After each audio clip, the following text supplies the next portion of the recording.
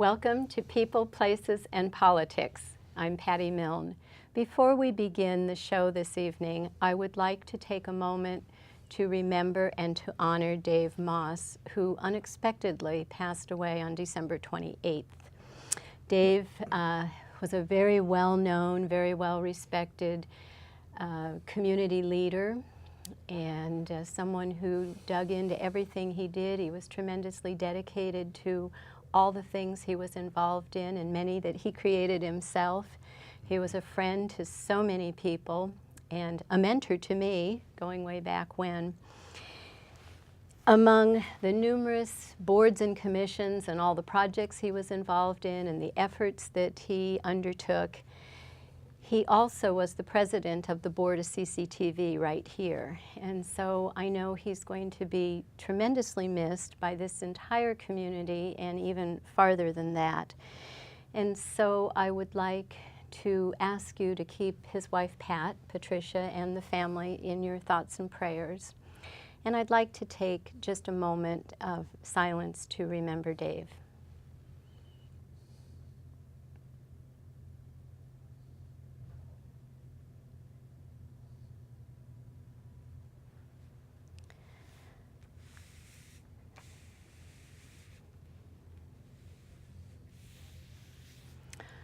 So I do have here with me today, this is my first show of 2016. We had a very full year last year, a full year of People, Places, and Politics, and it was fantastic. And I couldn't wait after I learned that Dan Clem was the new CEO of Salem Chamber of Commerce, and that was effective, I think, September 1st. It was. And I've been so anxious to have Dan come on and talk about the Chamber because the Salem Chamber, of course, is such an important part of the Salem community, and not just the Salem community, but the Mid-Willamette Valley.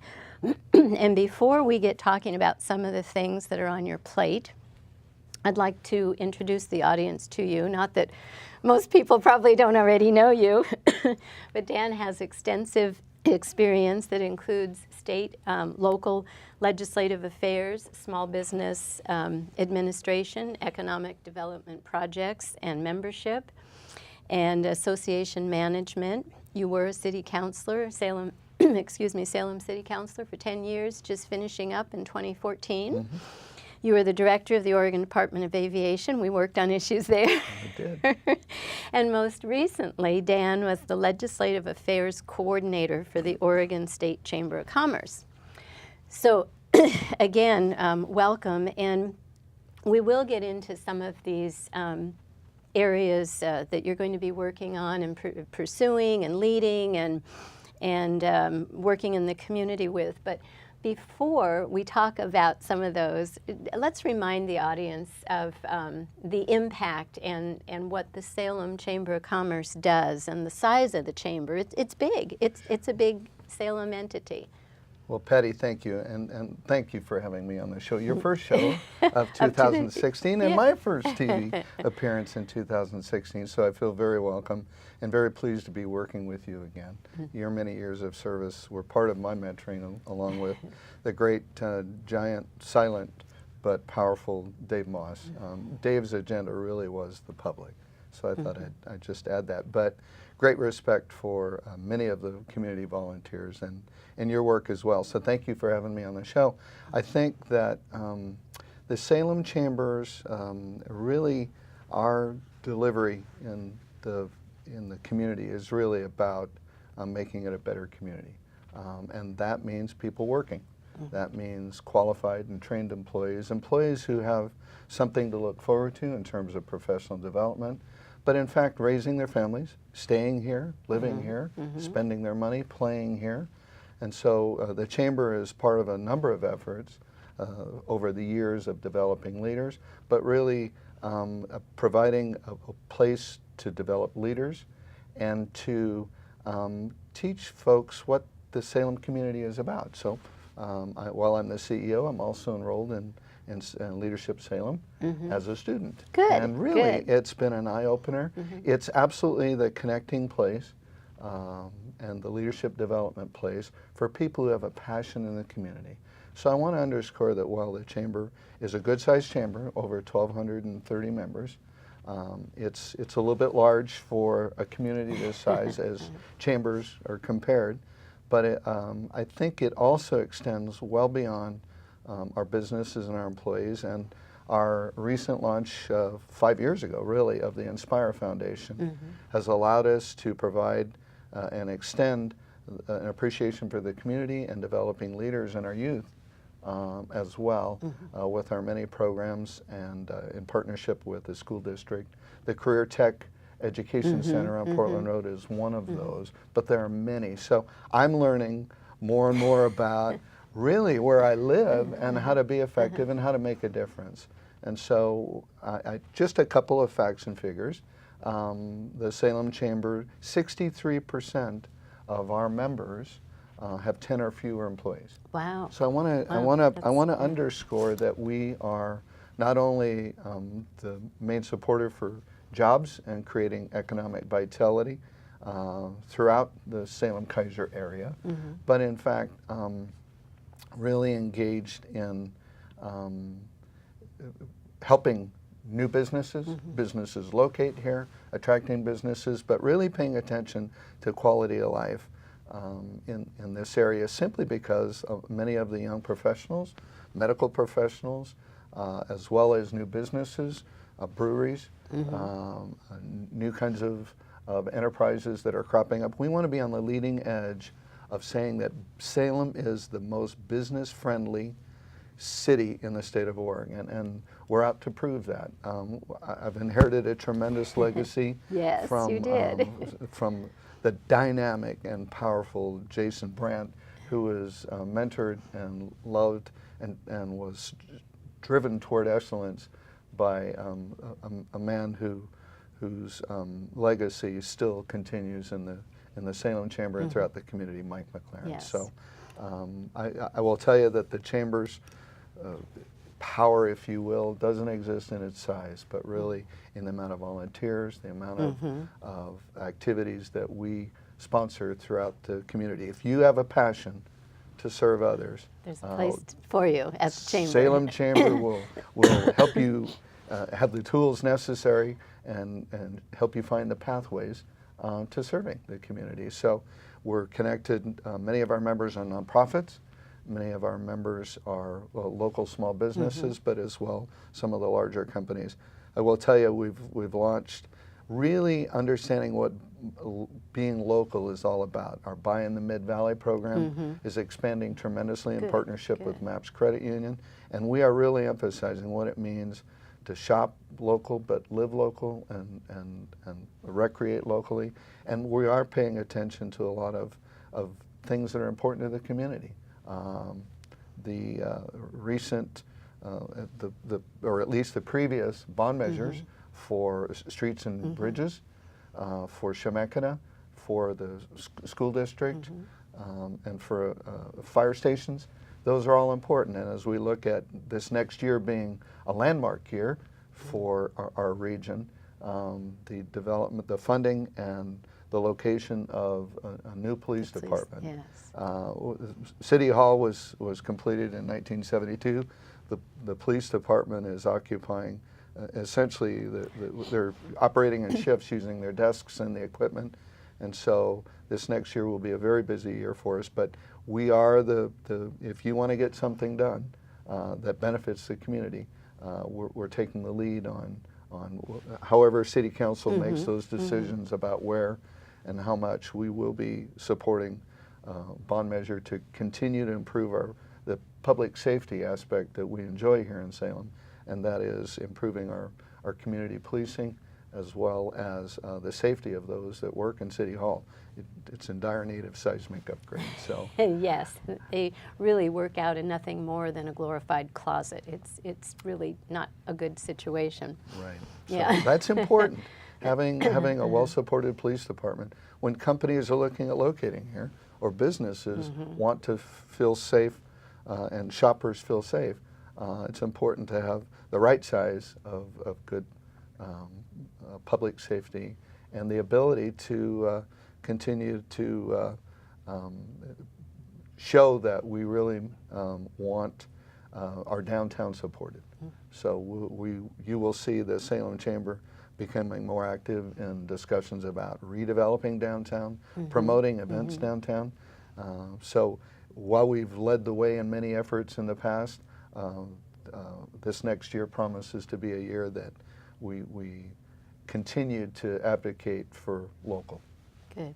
Let's go back just a minute to the police station. The need is great, and everybody recognizes that. How is this effort going to unravel, or not unravel, unfold is the word I was looking for. How is it going to, what will the Chamber do to really lead this? Can you explain a little bit more? It might encourage some people to get involved in that. Absolutely. Please be involved, because this is important throughout the region. But the City Council will make a decision February, March timeframe about what its needs are, and then we will be a part of a larger group, but provide critical leadership to putting together and funding the ballot measure, campaign for a ballot measure. That will likely occur in the summer and the fall, and we'll sponsor events to educate the public on what the needs are, what the current situation is, and really what we need to support as a community for a number of years forward. The current police department didn't make it 40 years. So if we want to support raising the funds to have a campaign, but really to raise the funds to build a police station, we're going to want that investment to be a good, solid, long-term investment. So possibly this next fall, at the same time of the presidential election, and so a lot needs to happen between now and then. It's just not a legislative year or a federal election year. It's in fact a local year to support Salem's public safety. So that will be a critical component. So pay attention, please, to what our local needs are as you read about many of the other needs. So. Are you able to share any more details on some of what you're going to be promoting as downtown events and activities? And we know that we've taken an interest in Downtown 365, and we are a part of that ad hoc group. But it really is a number of business owners who've come together. Many of them don't even own properties or businesses downtown, but we know that when we have a vibrant downtown, we have a place for people to go on the weekends, at evenings, open longer hours, provide more shopping opportunities on the weekends, and we are part of that Downtown 365 group that's looking for how do we promote downtown. We've suggested that we form a theater and restaurant that's a good idea. district downtown, yes. and really promote what we already have. We have a number of new businesses, a number of new restaurants and bistros, as well as some shopping opportunities downtown that really deserve our attention. They've made a substantial private investment with more downtown housing, and so now's the time to really highlight what's important, and that is we don't need to be going to Portland or Eugene, or quite frankly, Woodburn. We really need to focus on buying local and spending local.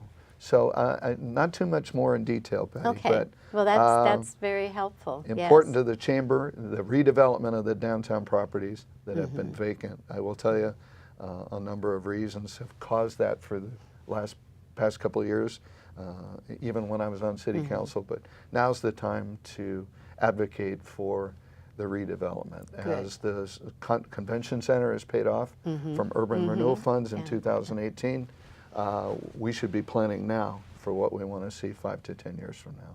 Good. So we'll be very active in downtown redevelopments. Good. And what else? I think there were a couple of other things in reviewing the most recent Salem Business Voice Chamber newsletter. It was full of lots of exciting information. We think that a lot of many of the citizens are tremendously interested in a variety of subjects, and I will tell you that we believe that the Lead Business Summit will provide an excellent opportunity for businesses, both small and large, to come together on April 27th at the Salem Convention Center. And the idea is to provide leading edge workshops. One of those, for example, is succession planning. What are we doing as local businesses to ensure that not only operationally we develop leaders that can move up and assume greater responsibilities, but how to deal with 5 generations of people in the workplace. This is what's been reportedly stated, that this is the first time in history that we will see 4 and 5 generations working in a company. So, you know, what are some of the things to consider as we work across a broad span of generations and techniques and lessons, and you know, what does business look like in the future? Not what do I need to be doing with my business today, but who are the customers, and how do I move my business and develop my marketing, develop my offering, developing the media by which we sell, so that we have the customers 5 years from now. The millennial generation is having children. Yeah, and we want to be able to enable our businesses to be ready for business 5 years from now. So the Lead Business Summit at the Convention Center. This will be an all-day event. It'll start at 11:30. We'll have a keynote speaker at lunch. We'll have workshops in the afternoon, and then we'll have a keynote national speaker. I won't announce his name yet, but he's quite charismatic and quite inspirational in terms of how important it is to work across multi-generational lines, and then potentially an awards banquet in the evening. So we would invite all local businesses, but folks interested in being involved in business, as well as a number of entrepreneurs to attend on April 27th, 11:30 through 8 o'clock at night. Great. And then go back for just a minute to also you mentioned you were in the leadership training yourself, and there's also a youth training. Will that be happening again this year? It will. Good. Leadership Youth. Leadership Youth is continuing. These are much of the costs for conducting these leadership programs is borne by local businesses in our Executive Leadership Council. So they are sponsored, and we take as many students as we can, and they go through an entire year of what's Salem about, what are some of the more current outside of school experiences that you can have, and then they take on projects, and the plan is to create a leadership youth for middle schoolers. Oh my. Because one of the graduation rates that we want to support, and again this is about our quality of life, is not only high school graduation rate, but really making the transition from middle school to high school. That year is critical in terms of developing our youth, and getting them to high school has become one of our targets now. So with the school district and a lot of investments from local businesses and volunteers who give of their time to help mentor the students who are in school, as well as our Career Achievement Network. We work with the Workforce Investment Board to provide job opportunities for 16 to 26-year-old, mostly obviously males, but males and females who have been disenfranchised, disconnected, and we find employers who are willing to train them and provide a work experience for them, and then we help them do the transition from maybe an environment that didn't advocate coming ready for work. And so we've enrolled 107 students to date in getting them on the track, getting them mentored, set up, not just the standard resume work, but how to interview, and pretty intense program in getting them ready to be connected to jobs. So we're working within the schools in youth leadership and what we call Lead 8-9, which is the middle school program, but we're also working with the disenfranchised youth, and in coordination and cooperation with Insight Foundation, Workforce Investment Board, and the various county organizations. So we're very pleased to understand that we're making a difference at a variety of levels before they become adults, because the idea is that the real talent of our future is in our youth. So the high school students who are interested in the youth, in the leadership youth, how can they learn more about getting involved in this? It starts with contacting the chamber, but their high school counselor is a primary contact. We work closely with the counselors and the educators at the school district to find out if they're seriously interested in learning and becoming a leader. And so there's not a vetting process, but clearly a step forward process where they commit to doing the work that's necessary. It's over a year period. Yeah, and it's when a long you're time. 15, a year is a long time. So, we actually participate in lives that we're seeing changing over a year period. It's an exciting time, but generally through the high school counselor contacting the chamber or the branch of the chamber, the charitable organization, the Inspire Foundation. Okay, so keep that in mind. And also, they should talk with their counselors too. The counselors undoubtedly know about this and so a couple ways they can get involved. Yeah, it's exciting. And many of the businesses, we have construction business owners, marketing business owners, medical business owners who actually come in and volunteer and mentor and give tours and actually take a lot of time to invest a lot of time in the youth because it's the right thing to do. So excited about not just being the chamber, but really being the community's chamber, as well as the primary advocate for jobs and people raising their families. Good. Let's see, what else have we not yet touched on? I guess one of the big things would be there's going to be a legislative session in February, and there was legislation passed last year, 2015 legislative session that got a lot of people's attention. Any comment, or what are you bracing for anything in 2016? Are you prepared? Are you worried? How's the chamber approaching? We aren't worried at all. We know that to advocate for business, we have to be professional, positive, and really what we do want.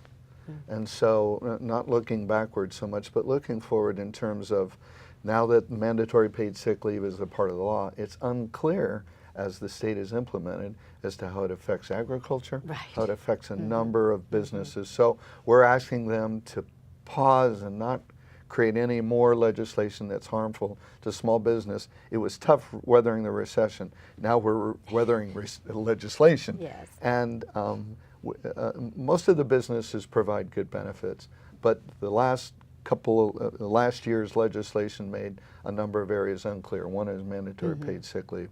The other one is the House Bill 2007, which was theoretically an equitable pay bill, but in its implementation it's problematic. So we're asking them to make it clear so that employers can follow the law.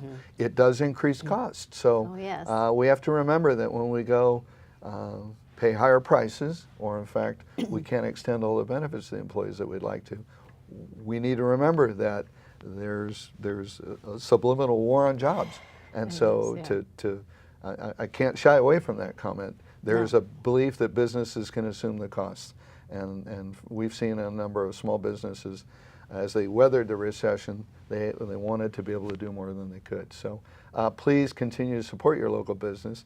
And we're doing everything we can to keep prices competitive and people employed. So I can't underscore that we look forward to the future, but remember that we are really about keeping our doors open still. Not everybody's recovered from the recession, particularly small businesses. So shop local, be understanding. And then this next year also portends that, in fact, the ballot measures next fall, increase in taxes, certainly taxes that are applied fairly, and they're very clear that we have a need. But I will tell you that we will continue to fight for our local and small businesses. So we've done so recently with the transit payroll tax.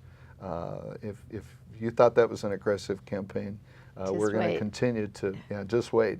We are solid in our commitment in keeping our employees employed, keeping them in the benefits that they have, and passing new taxes is problematic. Solutions have got to be more holistic in terms of state funding. So at the same time, we're wanting to support a new police facility and seismic upgraded civic center. So our priorities are local as well. So good. Anything else you want to touch on in the last couple of minutes here that we haven't yet? I think that I want to make sure folks know that with regard to the recent transit payroll tax campaign, we saw that as unfair and not a permanent solution. Transit funding is complex. So we've worked with Representative Post, represents House District 25, in supporting legislation that will come forward in February to provide increased funding for small and rural transit districts, of which Salem is one. The Chariots is by definition throughout the state a small transit district. It's a mass transit district, but we're not seeing the mass because we're not seeing the riders yet. And we're not seeing that funding is supporting what they need to do. So, you know, we can debate whether riders should pay, who should pay, whether there should be another ballot measure. But we've gone to the state to say, look, if you already contribute to this, take a look at how we can incentivize greater ridership. Good. It becomes a mass transit district when a lot of people ride it, not when a few ride it. So we want to support our Chariots. We want to see, I think the election's been won in terms of, do we need expanded service? There's not a lot of argument that, in fact, weekend service would provide a great benefit to the community. How to pay for it. How to pay for it. And so that we all contribute in that decision that we all want. And so you'll see us continue to be supportive of building the best business-friendly city in Oregon, and that means all of our infrastructure and our transportation, quality of life. You'll also see us this next year advocating for completion of the Salem River Crossing EIS. Some land use decisions are sitting before the city, or will be, and the counties, and so we'll be advocating that we finish that. It's time for that to get moving. We've got to plan today for what we want 10 to 20 years from now. So if we don't, other communities are. They're planning greater investments in tourism, in transportation, in public safety. If we're going to be the best business-friendly community in Oregon, city in Oregon, then we know that that's important. And we've shown it in terms of our previous support for public good building infrastructure. And so you'll see us aggressive in that area again. One of the reasons I'm at the chamber. So. Oh, that's great. So before we close here, give the audience your contact information. You know, if you want to give yours personally, the chamber number, website, etc. Sure, www.salemchamber.org. Please give us a call at 503-581-1466. We're easy to find on the internet if that was too fast, but the Salem Chamber is right at the corner of Market and Commercial. Please come down, and please, if you want to volunteer, be involved with youth or a number of other community good projects, and or any of the advocacy that we do for legislation and for a new police department. Please come on down to the chamber. We've got hot coffee, and we've got a number of folks that will get you engaged and get you plugged in where you have a passion. So. That's great. Thanks so much for being my guest. You bet, and Patty. The Salem Chamber is a friendly place to go. You bet. Thank you Thanks. very much.